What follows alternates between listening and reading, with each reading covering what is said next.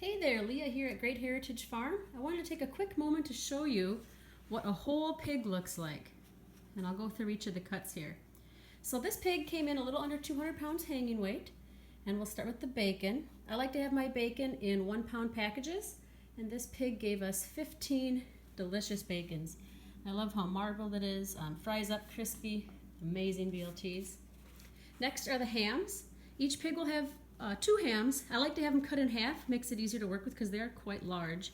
I always save one for Christmas, one for Thanksgiving, and sometimes we like to give them as gifts as well. Next is pork chops. This is definitely my favorite. Lots of yummy chops here. This particular pig gave us 22 packs of pork chops, and each pack has 2 chops in it. So that's actually 44 tasty pork chops. And you can see the average weight is around 1.5 pounds.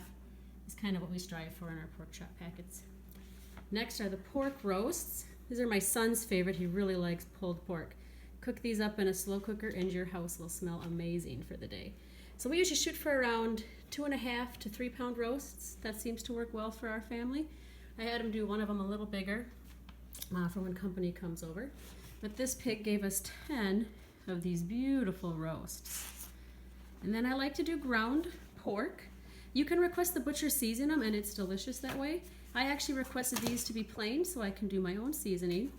But this pig gave us 34 full pounds of delicious ground pork. I'll be using this in meatballs, spaghetti, sausages, all sorts of tasty treats. And you can, if you don't like roasts as much, you can have more of that ground right into ground pork. It's totally up to you. Next is the lard. I always like to save the lard. This pig had about 5 pounds of lard for us to render.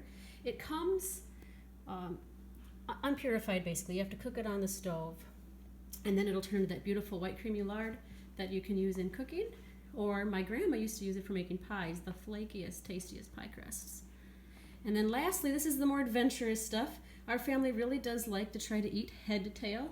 In America, we lose almost half of the animal's nutrition because we just don't like to eat things like the organ meats or the head. So this pig gave us 5 beautiful packages of liver, 1 heart, and then the pig head, which is a little scary looking, but I'll cook it down and it makes the most delicious broth for some really rich, tasty soups. So I hope this helps you. This is what a whole hog from our farm will look like. This will feed our family for a good part of 6 months, having pork 1 to 2 times a week. And we're very thankful for all the tasty nutrition. I love knowing exactly how our pigs were raised, and it's a real treat to be able to share this with you.